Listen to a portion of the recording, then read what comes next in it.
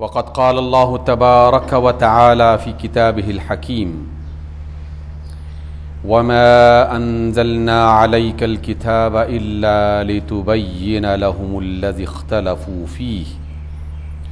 وهدى ورحمة لقوم يؤمنون والله أنزل من السماء ماء فأحيا به الأرض بعد موتها إن في ذلك لآية لقوم يسمعون وإن لكم في الأنعام لعبرة نسقيكم مما في بطونه من بين فرث ودم لبنا خالصا سائغا للشاربين ومن ثمرات النخيل والأعناب تتخذون منه سكرا ورزقا حسنا إن في ذلك لآية لقوم يعقلون وأوحى ربك إلى النحل أن اتخذي من الجبال بيوتا ومن الشجر ومما يعرشون ثم كلي من كل الثمرات فاسلكي سبل ربك ذللا يخرج من بطونها شراب مختلف ألوانه فيه شفاء للناس إن في ذلك لآية لقوم يتفكرون صدق اللہ مولانا العظیم۔ سامعین گرامی، گزشتہ جمعے بھی سورہ النحل کی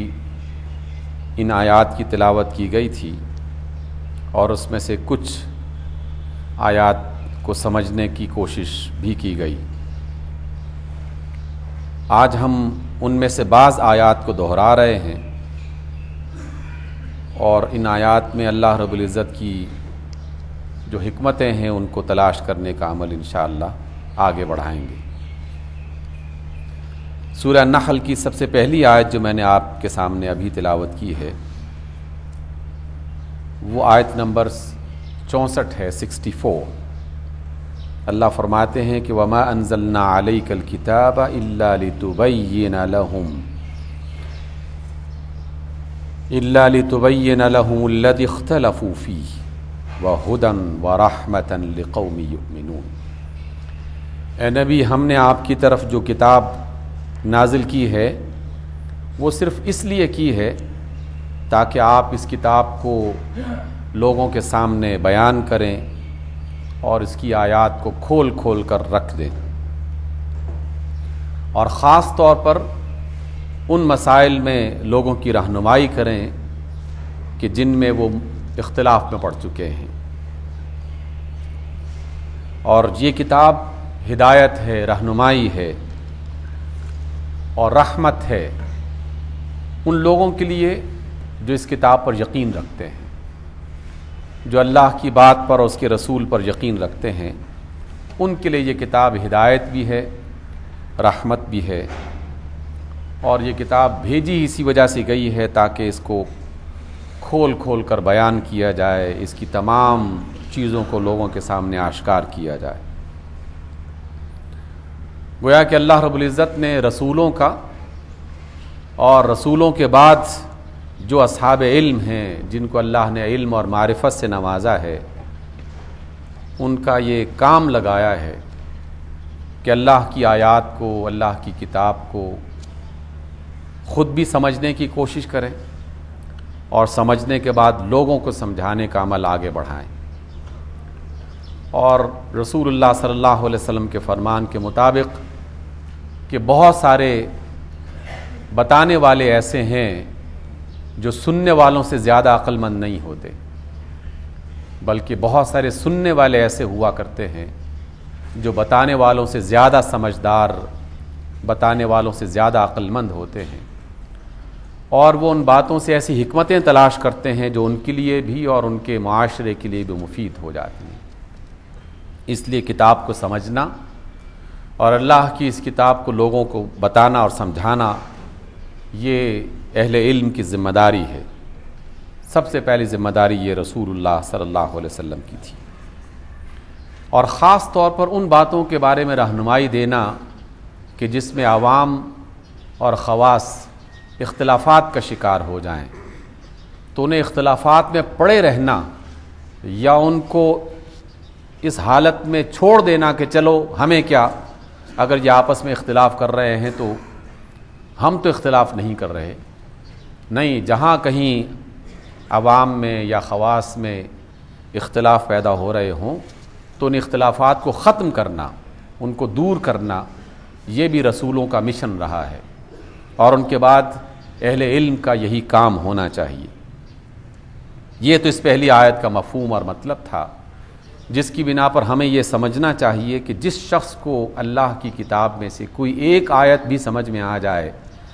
اب اس کی ذمہ داری بن جاتی ہے کہ وہ اس آیت کو یا اس بات کو دوسرے افراد تک پہنچانے کا عمل آگے بڑھائے، اور جہاں کہیں کوئی اختلاف پیدا ہو امت میں، افراد میں، ان اختلافات کو بڑھانے کے بجائے اس کو کم کرنے کی کوشش کرے. دوسری آیت اللہ فرماتے ہیں واللہ انزل من السماء ماء فاحیا به الارض بعد موتها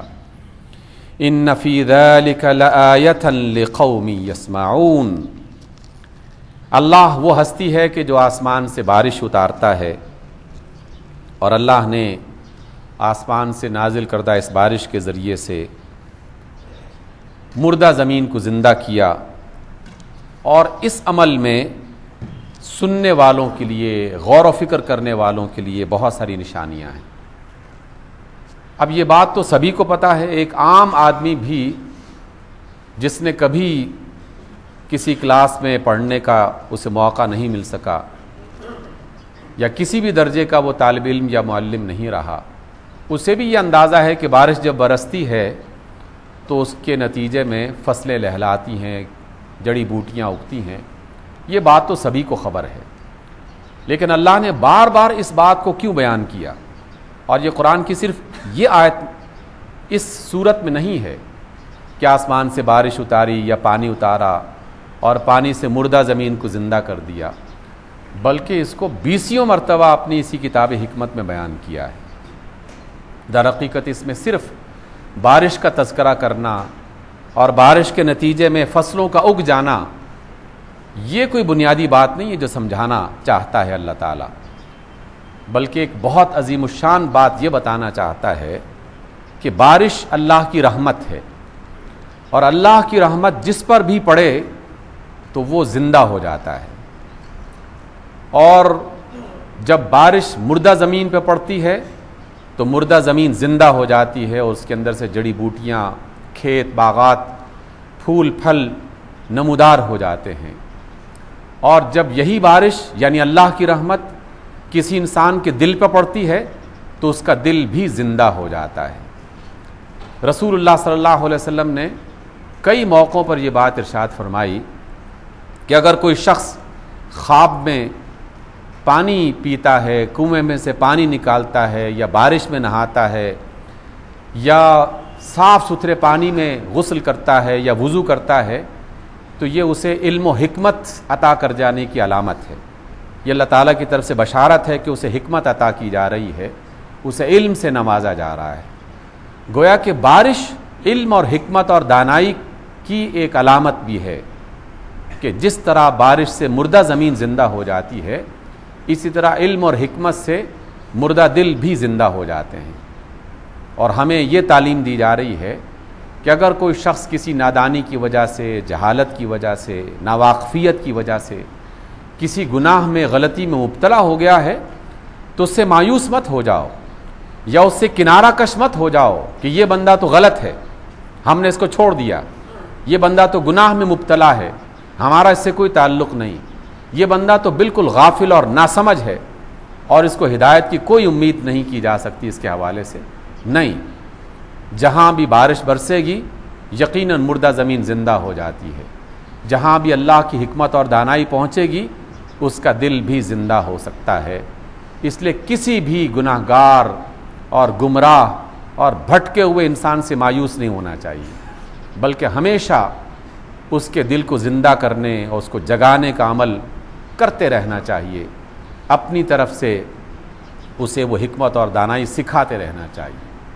اور اس کو سب سے پہلے تو خود اپنے لیے اختیار کرنا چاہیے، خود سب سے پہلے اپنے لیے اختیار کرنا چاہیے۔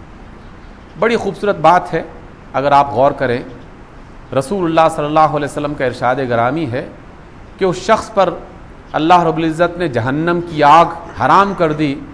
کہ جس کی آنکھ میں اس کی محبت کی بنا پر آنسو نکل آیا۔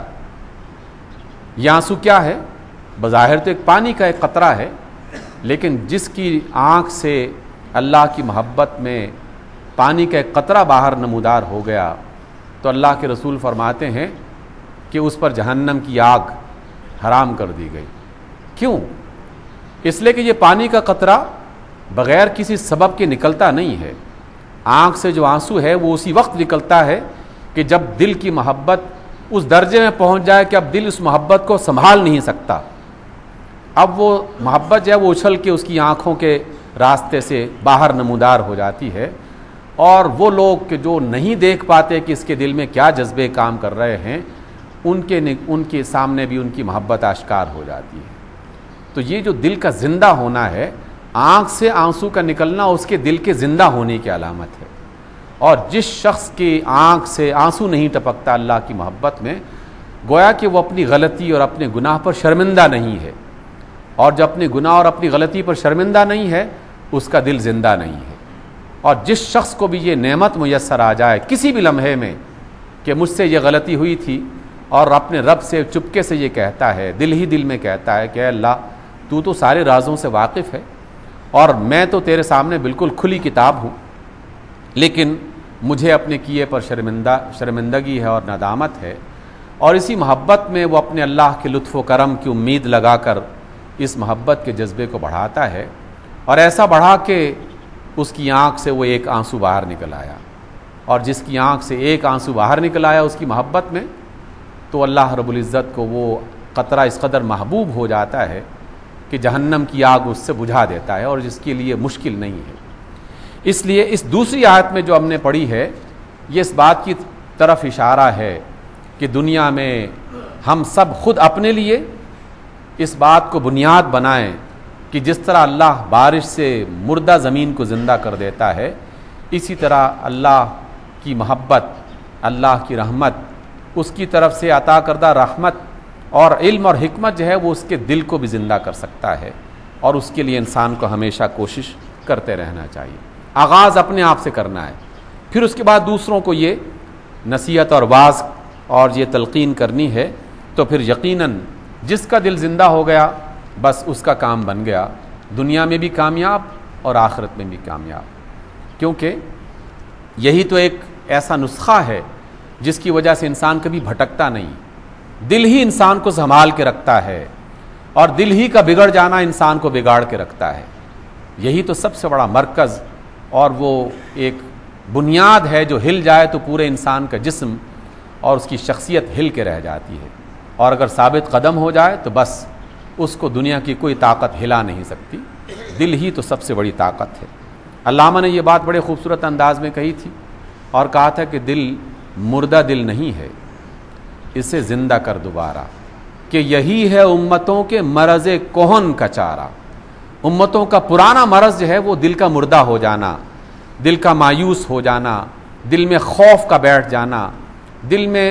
اللہ کے سوا دوسروں سے امیدیں وابستہ کر لینا کا مرض پیدا ہو جانا، یہ اس کے مردہ دل ہونے کی علامت ہے۔ لیکن مایوس نہ ہو جاؤ، اس دل کو دوبارہ زندہ کرو، اس میں اللہ کی محبت اور اس کی رحمت کی امید دوبارہ سے اس کے بیج کو ڈال دو، تو پھر دیکھو گے تمہارا دل باغ و بہار بن جائے گا۔ اور جس کے دل میں اللہ کی محبت اور اس کے بندوں کی محبت کی خوشبو پھیل جائے، پھر اس کی آنکھیں بھی اشکبار ہو جاتی ہیں، اور اللہ تعالیٰ کا وہ محبوب بندہ بھی بن جاتا ہے۔ یہ دوسری آیت کا مفہوم ہمیں میسر آتا ہے کہ کسی بھی گناہ گار آدمی سے نفرت نہ کریں، اور کسی بھی بھٹکے ہوئے آدمی سے مایوس مت ہوں، اور خود اپنے ہی گناہوں اور غلطیوں پر بھی اللہ کی رحمت سے کبھی مایوس نہ ہوں کہ رحمت کے قطرے نہ جانے کب برس پڑیں اور کب دل انسان کا زندہ ہو جائے اور وہ بھٹکے ہوئے راستے سے دوبارہ صحیح راستے پہ آ جائے۔